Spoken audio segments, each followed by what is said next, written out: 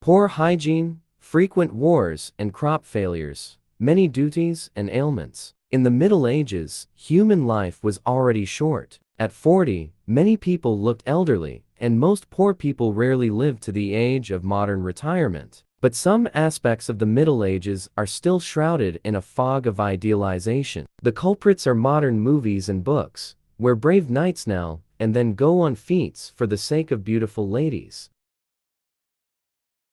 The medieval, penitential stool was created to demonstrate the sins of a prodigal woman. A guilty woman with her hands and feet bound would be seated on a wooden stool and then displayed outside her own home. The purpose was to show neighbors and passers-by how low the woman had fallen. Despite its outward resemblance to a village toilet, the penance chair had an extremely negative effect on the psyche of the guilty. A little later, some men, dishonest bakers and deceitful brewers, became acquainted with it as well. The metal mask of shame was used as a punishment for women who often grumbled, gossiped, and talked too much. The device was placed on the head so that the metal spike covered the guilty party's mouth. It was painful not only to speak, but also to move the tongue. To make it even more effective, the talker was chained to her own house, and in special cases, they drove her through the streets of the city. In the future, this punishment would also be used for excessive female curiosity. Medieval punishments were cruel and often unjust, especially by modern standards. For example, in the early 17th century, a woman accused of witchcraft or cursing could be subjected to the duck chair. In this case, the guilty party was tied to a wooden stool, and the stool was tied to a structure resembling a huge swing. The structure was brought to a body of water and then lowered into the water an n number of times. No, it wasn't like a contrast shower or medieval entertainment. Most of the women accused of witchcraft never returned home from the reservoir.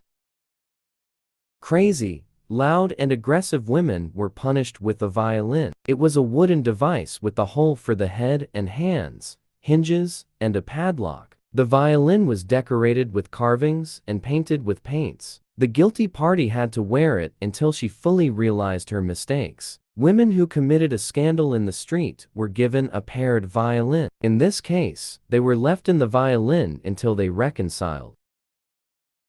Women in the Middle Ages were completely powerless. When girls were children, they were whipped by their fathers, and after marriage by their husbands. A misdemeanor could be as minor as gossiping or as serious as stealing, but medieval punishment had to be humiliating.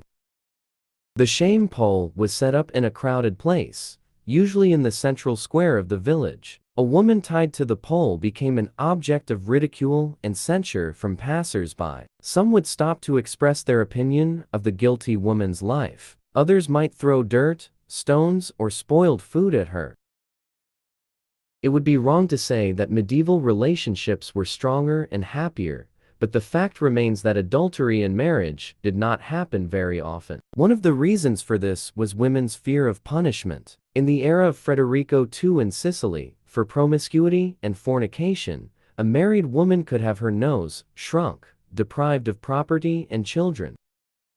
The upper-class women were treated much more gently. They were not maimed, but could be sent to a convent for life. At the same time, the love affairs of married men were left without any attention.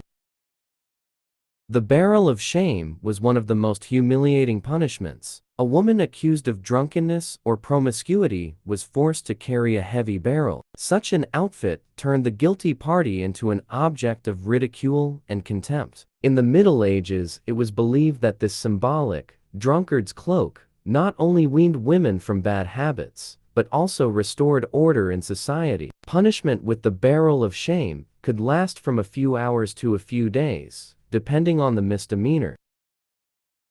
Praise for your spouse's beard and teeth, one of the most absurd laws in medieval Wales. Women who missed the opportunity to praise the beards of their husbands once again would be introduced to the birch, and the strength of the punishment was strictly defined. It was allowed to flog a miss not more than 2 to 3 times. The thickness of the rod had to correspond to the index finger of the husband, and the length not to exceed the length of his outstretched arm.